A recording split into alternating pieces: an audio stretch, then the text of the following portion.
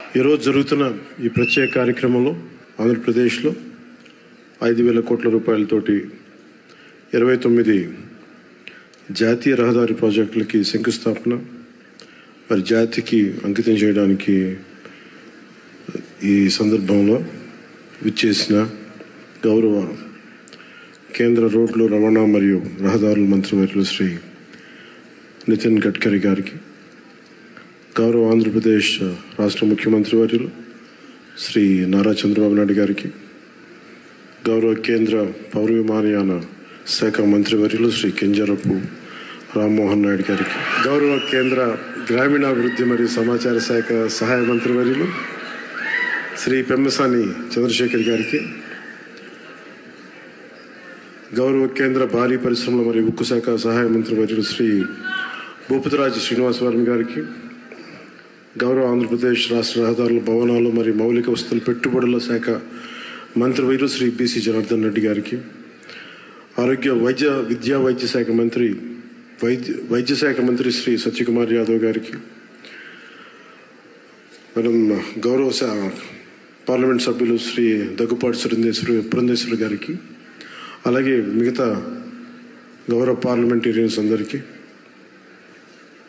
ఇక్కడికి విచ్చేసిన తెలుగుదేశం, జనసేన, భారతీయ జనతా పార్టీ నాయకులకి, ప్రజలకి, ప్రతి ఒక్కరికి నా హృదయపూర్వక నమస్కారాలు.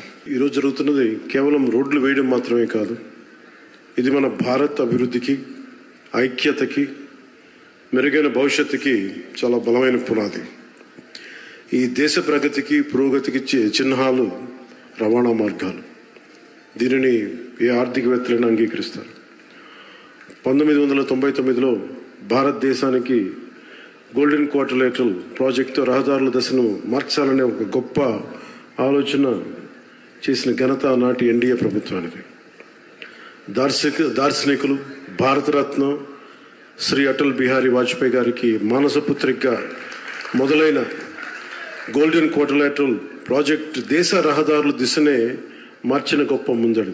భారతదేశం సుస్థిరమైన ఆర్థిక ప్రగతితో ముందుకు వెళ్తోంది. ప్రపంచమంతా నేడు భారతదేశ సంతులిత ఆర్థిక వృద్ధిని చూసి అందరూ ఆశ్చర్యపడుతూ ఉన్నారు. ప్రపంచంలోనే అత్యంత ప్రజాదరణ కలిగిన నాయకులుగా గుర్తింపు తెచ్చుకున్న గౌరవ ప్రధానమంత్రి శ్రీ నరేంద్ర మోదీ గారి సారథ్యంలో భారతదేశం $4.18 ట్రిలియన్ జీడిపి తోటే ప్రపంచంలోనే 4వ అతిపెద్ద ఆర్థిక వ్యవస్థగా రూపాంతరం చెందింది. ఇది నూతన భారతదేశ ఔన్నత్యాన్ని ప్రపంచానికి చూపించే ఒక మైలురాయి. వికసిత్ భారత్ 2047 లక్ష్యాన్ని చేరుకునే దిశగా ఇది చాలా గొప్ప అడుగు. ఈ ఎదుగుదలకి అసలైన బలం మౌలిక వసతుల రంగం, ముఖ్యంగా రోడ్లు, హైవేలు. ఈ రంగంలోకి వచ్చిన భారీ మార్పులకి కేంద్ర బిందువుగా ఉన్నది గౌరవ కేంద్ర రహదారుల మరియు రవాణా శాఖ మంత్రివర్యులు శ్రీ నితిన్ గడ్కరీ గారు. ఆయనకున్న దూరదృష్టి, పట్టుదల, పనితీరులోని ఖచ్చితత్వం ఆయనని ఎంతో ప్రత్యేకంగా నిలిపాయి.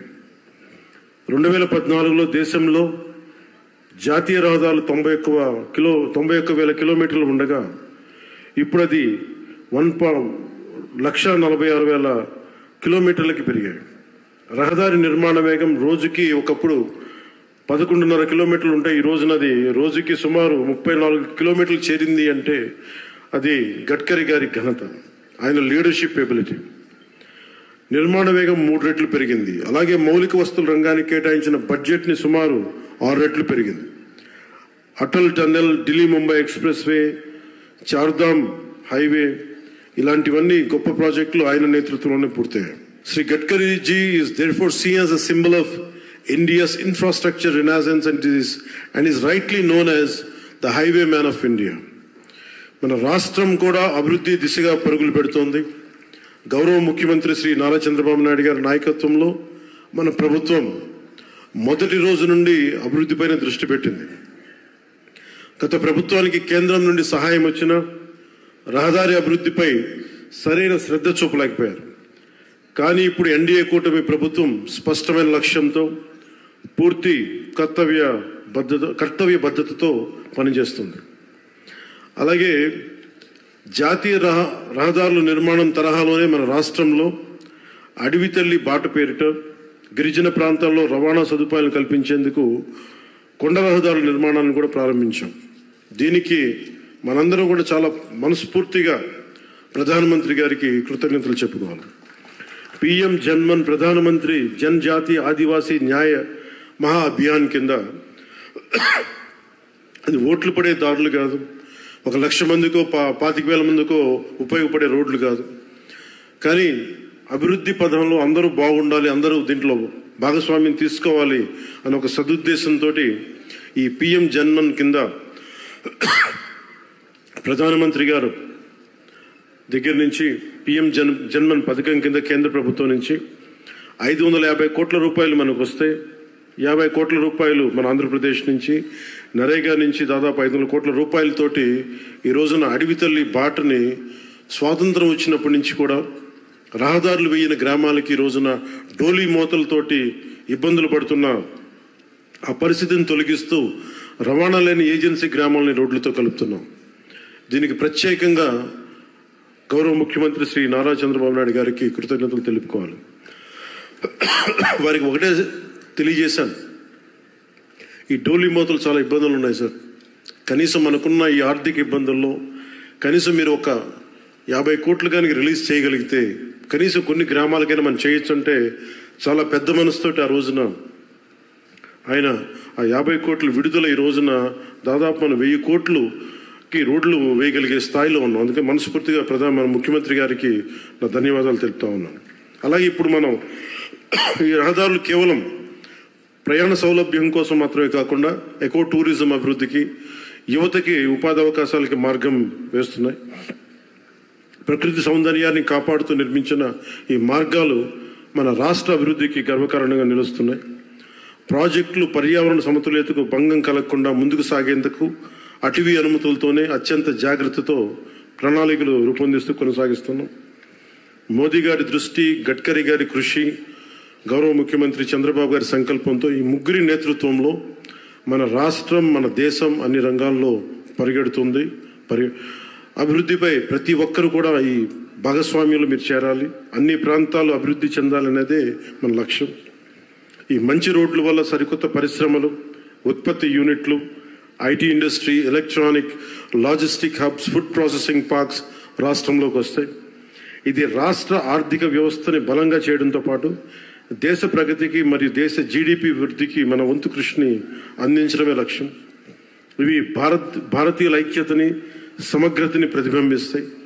మన ఆత్మబలంతో నిర్మితమైన ప్రగతికి మార్గదర్శక దీపాలు, రేపటి తరాలకి మనం అందించే ఒక బలమైన వారసత్వపు ఆస్తి.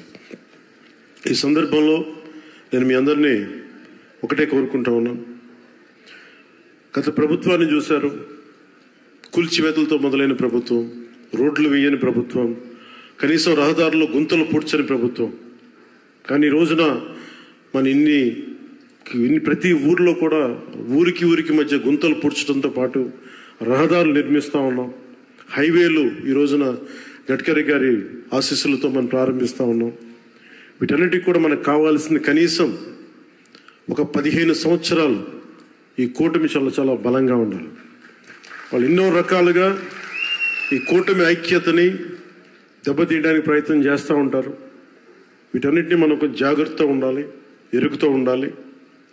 నేను ప్రత్యేకించి ఈ కూటమికి నేను ముందుండి కృషి చేయడానికి కారణం ఒకటి 5 కోట్ల మంది మన ఆంధ్రప్రదేశ్ ప్రజలు దేశ అభివృద్ధిలో చాలా బలమైన భాగస్వామ్యం వహించాలి. ఆంధ్రప్రదేశ్ ఖ్యాతి మొత్తం తెలియాలి. మన వెనకబడ్డతనానికి తిరిగి దాటుకుని అభివృద్ధి పదంలో పరిగెట్టాలని ఒక్క సదుద్దేశంతో నేను చేసిన ఈ ప్రయత్నం ఈరోజు సఫలమై ఈ రోజున ఇంత పెట్టుబడులు వస్తున్నాయి. ఎందుకంటే ఒక బలమైన నాయకులు కావాలి, చంద్రబాబు గారి నాయకులు కావాలి. దేశం మొత్తం ఒకటే తాటిపై నడిపించే బలమైన నాయకులు శ్రీ మోదీ గారు. వీరందరి ఆశీస్సులు ఉన్నాయి, వీరందరి కృషి ఉంది. దాంతోపాటు జనసేన నాయకులకు కానీ, తెలుగుదేశం నాయకులకి కానీ, భారతీయ జనతా పార్టీ నాయకులకి, కార్యకర్తలకి, ప్రతి ఒక్కరికి పేరు పేరున చిన్న చిన్న పొరపచ్చాలు ఏమున్నా కానీ వాటిని మీ స్థాయిలోనే సరిదిద్దుకొని నేను ముందుకెళ్ళాలి, కూటమిని బలోపేతం చేయమని మనస్ఫూర్తిగా నేను కోరుకుంటా ఉన్నాను. అందుకని మనస్ఫూర్తిగా మరోమారు ధన్యవాదాలు తెలియజేసుకుంటూ ఆంధ్ర అభివృద్ధి పదంలో రాకెట్ స్పీడ్తో వెళ్ళాలని మనస్ఫూర్తిగా కోరుకుంటూ ఇక్కడికి వచ్చిన మీ అందరికీ ప్రత్యేక ధన్యవాదాలు తెలుపుకుంటూ గడ్కరీ గారికి మరోమారు మనపూర్వక ధన్యవాదాలు తెలుపుకుంటూ సెలవు తీసుకున్నాం. జై భారత్, జై హింద్.